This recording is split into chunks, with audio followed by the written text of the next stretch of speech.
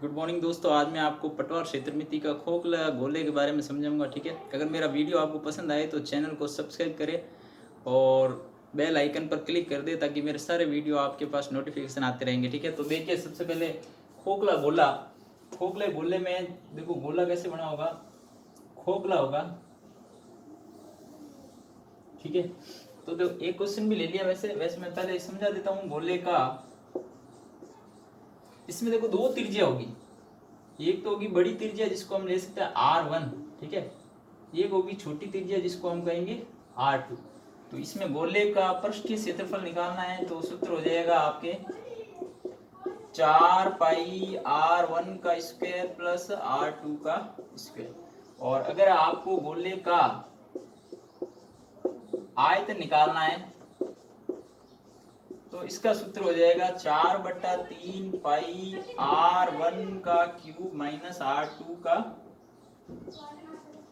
का क्यूब। ठीक है, इस प्रकार से हो जाएगा। लेकिन देखो इसमें सबसे पहले बार वाली त्रिज्या कितनी दे रखी है, सवाल को ध्यान से पढ़ा। अब देखो ये कह रहा है खोखला गोल सेल है जिसकी मोटाई 2 सेंटीमीटर है।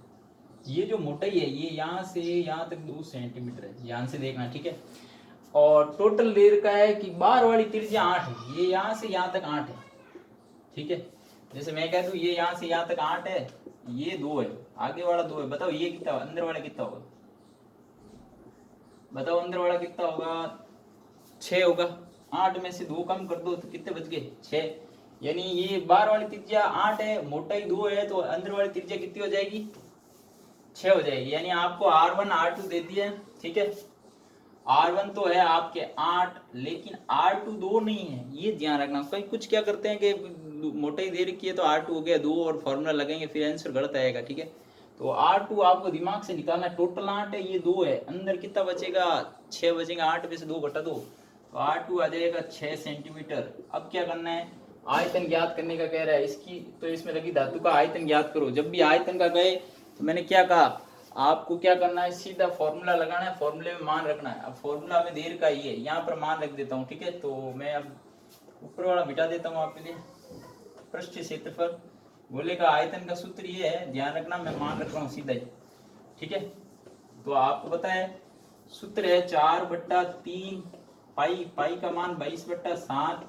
ठीक है, R1 पहले बता दिया था 8 है, तो 8 का क्यूब माइनस R2 का क्यूब। R2 हमने 6 निकाला था तो 6 का क्यूब। ठीक है, बस मान सही रखना है, फिर आंसर ऑटोमेटिक आ जाएगा। तो देखो अब देखो 4/3 22/7। ठीक है, 8 का घन कितना होता है, 512, इसका 216। ठीक है, घटा देना, कैलकुलेशन कर देना, आंसर आ जाएगा 4/3 22/7। ठीक है, ये घटाओगे तो आपके बच गए 6, या 1 बच गया सॉरी यहाँ 0 बच गए, 0 में से यानी कि 10 में से 1 जाएगा तो 9 बचेंगे। ठीक है, और कुछ बचेगा, 2 बचेंगे, 296 बचेंगे। तो आपका अब काम है ये, इसका सबका गुणा कर देना। 3 से कट रहा है तो काट दो, 3 का देखते हो इसमें 27 आ जाएगा, नहीं कटेगा तो आपका ऊपर ऊपर गुणा करके 21 का भाग देना। ठीक है, ये कैलकुलेशन कर देना, इस टाइप का क्वेश्चन हो जाएगा। तो बेलन खोखले में सिर्फ आपको सूत्र याद होना चाहिए। ठीक है, अब इसी में अगर आपको पृष्ठीय क्षेत्रफल पूछ लेते तो सूत्र आपको पता ही है, 4 पाई का मान 22/7 है ये, और R1 था 8 का स्क्वायर प्लस R2 का स्क्वायर। देखो आयतन में क्यूब है, यहाँ स्क्वायर है, ये ध्यान रखना। ठीक है, और कैलकुलेशन कर देना, ये भी हो जाएगा। एक इंपॉर्टेंट क्वेश्चन लेता हूँ मैं। ठीक है, खोखले गोले के सूत्र आपको याद रखने हैं, और त्रिज्या निकालते वक्त त्रिज्या ध्यान रखना, सवाल को ध्यान से पढ़ना। ये बार वाली त्रिज्या दे रखी है, अगर अंदर वाली दे देते 6 सेंटीमीटर, इस बार वाली की जगह अंदर वाली 6 दे देते तो बार वाले आप निकाल देते, 6 में 2 जोड़ दे तो बार वाली कितनी हो जाती, 8। सवाल को इसलिए कह रहा हूँ ध्यान से पढ़ना। ठीक है, एक मैं क्वेश्चन ले रहा हूँ और खोखले बेलन का नहीं है, थोड़ा सा दिमाग लगाना इसमें। अब मैंने ज्यादातर जिसकी ट्रिक बताई है सबकी ट्रिक बता दी। एक तो बताई जब दो आयतन को पिघला दे तो आयतन बराबर कर दो। ठीक है, संख्या का पूछे, बड़े वाले जो है वस्तु उसमें जैसे बड़ा घनाभ है उसमें घन का भाग दे दो, जो भी बड़ा दिए रखा होगा क्वेश्चन में उसमें उसका भाग दे दो, ये ट्रिक है। तीसरी ट्रिक है जब आंसर दे रखा सामने सूत्र रख दो, ऑटोमेटिक आंसर आ जाएगा। ठीक है, एक और बाकी रह गया था, जैसे एक बेलन दे रखा है, जैसे मान लो ये बेलन है, ठीक है। इस बेलन के ऊपर ऐसे शंकु दे दे, एक दे दिया ये, एक दे दिया ये। अब देखो इसकी त्रिज्या दे दूं मैं, आर तो है 7 सेंटीमीटर, ठीक है। त्रिज्या कितनी है 7, ठीक है। इसकी ऊंचाई मैं दे देता हूँ 10 सेंटीमीटर। बेलन की ऊंचाई 10 है, ध्यान रखना। तो देखो बेलन की त्रिज्या, बेलन की त्रिज्या आर बराबर 7, ठीक है। ये सेम का सेम लिख देना। ऊंचाई एच बराबर 10 सेंटीमीटर, ठीक है।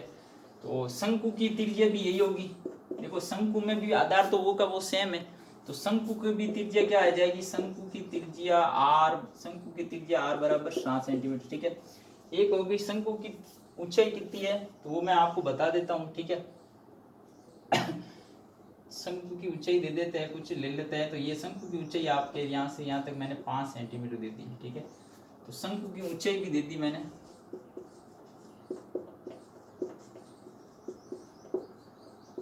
ऊंचाई देखो यहाँ पर बड़ा एच ले लो, यहाँ छोटा एच ले लो, 5 सेंटीमीटर। अब ये कह रहा है इसका आयतन ज्ञात करो, इसका आयतन या इसमें हवा कितनी आएगी टोटल, ये पूछ ले, ठीक है। तो आपको क्या करना है, तो जब भी ऐसा चित्र हो तो पूरे का आयतन निकालना है, ठीक है। इसका तो वस्तु का आयतन बराबर, आपको बस सवाल को ध्यान से देखना है और कुछ नहीं करना। अब देखो इसमें क्या है, एक बेलन है और 2 शंकु है, तो बेलन प्लस 2 शंकु को जोड़ दो, ऑटोमेटिक डायरेक्ट आंसर आ जाएगा। तो एक तो हो जाएगा बेलन का आयतन। देखो मैं इसको जल्दी भी कर सकता हूँ, लेकिन आपको समझा रहा हूँ इसलिए सारा लिख रहा हूँ ताकि आपको समझ में आ जाए, ठीक है। बेलन का और 2 इंटू शंकु का आयतन, ठीक है। लेकिन जब समझ में आ जाए तो आप डायरेक्ट भी सीधा शॉर्टकट लगा के भी कर सकते हो, ठीक है। ये समझाने के लिए मैंने लिखा है। तो ऊपर मैं अब ये मिटा रहा हूँ, या फिर इधर इधर ही मान रख देते हैं। तो देखो बेलन का जो सूत्र हो जाएगा, बेलन का सूत्र आपको पता है आयतन का होता है पाई आर स्क्वायर, और एच बड़ा लिया, ध्यान रखना। यहाँ 2 इंटू 1/3 पाई आर स्क्वायर और एच, जो कॉमन आए कॉमन ले सकते हो। तो एक तो आ रहा है अपने पाई कॉमन आ रहा है, एक आर स्क्वायर कॉमन आ रहा है, यहाँ एच बच गया, यहाँ 2/3 बच गया, और क्या बच गया, छोटा एच बच गया। अब आपका काम है मान रख के कैलकुलेशन करना है। आंसर ऊपर वाला मिटा देता हूँ, चित्र मिटा देता हूँ। चित्र को ध्यान से देखो, एक बेलन 2 शंकु, दोनों को जोड़ दो। बेलन का प्लस 2 इंटू शंकु का आयतन, शंकु दोनों बराबर है इसलिए 2 से गुणा कर दो सीधे, ठीक है। तो कोई भी चित्र है, ध्यान रखना, कोई जरूरी नहीं है मैं एक क्वेश्चन करा रहा हूँ इसका मतलब इस टाइप के सारे क्वेश्चन हो जाने चाहिए। कब जब भी कोई ऐसा चित्र बना हुआ है जिसमें बेलन हो साथ में शंकु हो, चाहे बेलन के साथ शंकु हो, चाहे घन के ऊपर, देखो एक और क्वेश्चन, एक ऐसा इंपॉर्टेंट क्वेश्चन है जिसमें घन के ऊपर एक अर्धगोला बना हुआ है, तो क्या कर दो, घन प्लस अर्धगोले का आयतन जोड़ना है, बस आपको कुछ नहीं करना है, ठीक है। तो जो भी हो बस आयतन का कहे तो सीधा उनको जोड़ दो, ठीक है। क्षेत्रफल का कहे तब भी जोड़ना है। अगर कोई चित्र दे रखा है जिसमें आकृति बनी हुई है तो आकृतियों को देख के उनको सिर्फ जोड़ना है, ठीक है। तो अब देखो इसमें मान रखता हूं मैं, तो पाई का मान हो जाएगा 22/7। आर मैंने तुम्हें 7 दिया ही है, आर का स्क्वायर है 7 इंटू 7, बड़ा एच है 10, 2/3, छोटा एच है 5। ये अब कैलकुलेशन का काम है, 7 से 7 गए 7, ये हो गए 154, ठीक है। इधर अंदर लसअप लेना पड़ेगा आपको, 3 आएगा, 30 प्लस 10 आएगा, ठीक है। ये आ गया 154 इंटू 40/3, ठीक है। 3 से कट रहा है क्या, 3 से ये नहीं कट रहा है, तो फिर ये है, इसका इससे गुणा कर दो और 3 का भाग दे दो, जो 16, ठीक है। 20 का 1 21 और 6, इसमें 3 का भाग दे देना, सेंटीमीटर क्यूब। आयतन पूछा है तो सेंटीमीटर क्यूब, ठीक है। तो ज़्यादातर इंपॉर्टेंट क्वेश्चन सारे हो गए, एक छिन्नक बचा है, ठीक है, वो भी करवा देंगे। अगर मेरा वीडियो आपको पसंद आए तो चैनल को सब्सक्राइब करें और ज़्यादा से ज़्यादा शेयर करें। Thank you.